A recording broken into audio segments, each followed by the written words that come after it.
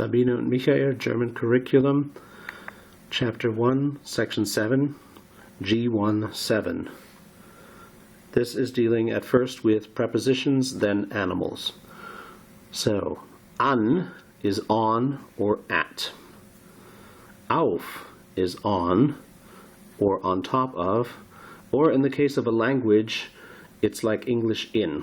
You would say, wie heißt es auf Englisch? How is it called on English? Where in English you would say in English. Wie heißt es auf Deutsch? Or the teacher might say to you, auf Deutsch bitte. That would mean in German, please. So auf can mean in that case, although auf is usually on. A little bit complicated, but makes sense the more you get into it. Hinter, that is behind. The English, there's an English word called the Hinterland. Hinterland, obviously, that is obviously a German word. That's like the back country. So behind. In is obviously in.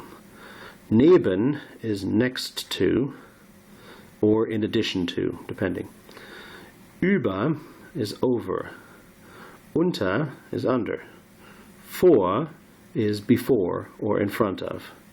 Zwischen is between. Could also be in between. Weit is wide.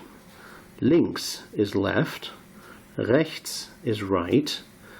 Wie is how. Now we're getting to animals, where the animal is called das Tier, plural, die Tiere. Now we have some basic ones that were in the curriculum, but I asked my students the first year, what other animal names would you like to know? And so the list got quite long. You don't necessarily need to know all of these. Let me start with the basic ones, and then you'll see the more obscure ones. The first one is der Hund. That is the dog, obviously related to the English word hound. The female dog is called die Hündin, although something interesting in German, the default setting for a dog is male. If you don't know if it's a female or male, you say, or people might ask you about der Hund. Wie heißt der Hund? What is the name of the dog? And you could say, sie ist eine Hündin. She's a female. She's a female dog and is called whatever, Maya, like my dog. Anyway, that's that. It's a interesting thing. So it's der Hund, default setting. Opposite on Katze. On Katze, it's cat, and the female cat is Katze, the male cat is Kata, and the default setting is female. So even though I have two male cats, somebody from Germany coming into my house would say, das sind schöne Katzen, those are pretty cats. And I would say, oh yeah, sie sind Kata. I would tell them then that they are male cats. So, Schnabeltier, that is a platypus, and the word Schnabel means beak, so like what a bird has, a bird's beak.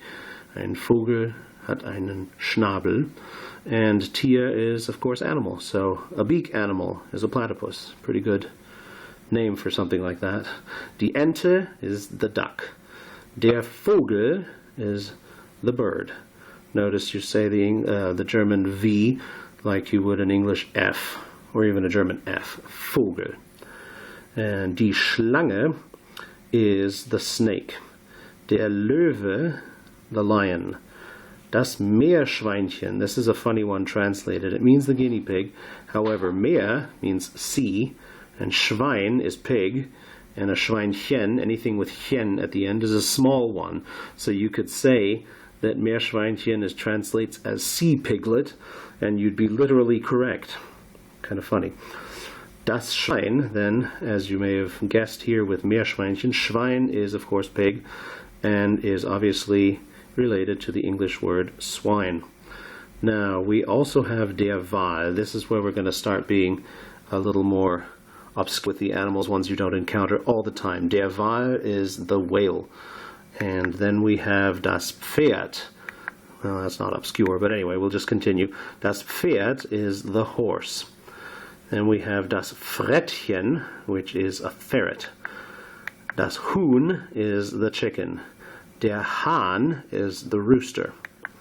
Der Hase is the rabbit. also called Kaninchen. I don't have that written down, but it's the same thing. It's the difference between rabbit and bunny, pretty much. So Hase, rabbit, or bunny. Das Schaf is the sheep. Die Kuh is the cow. The male one of that is der Stier, which is the bull. The English word steer is obviously related. Die Gans, that is the goose. Das Reh is the deer. Der Igel, pronounced very similar to the American eagle, however it's not that, it is hedgehog. And the American eagle would be an Adler, A-D-L-E-R. Adler is the eagle. Die Ziege is the goat.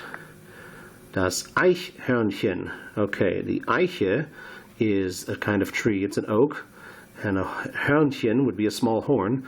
So an oak horn. Well, we don't have something called an oak horn, but it means squirrel. Eichhörnchen. Der Fuchs, that's the fox. Der Frosch, the frog. Der Affe, the ape or monkey.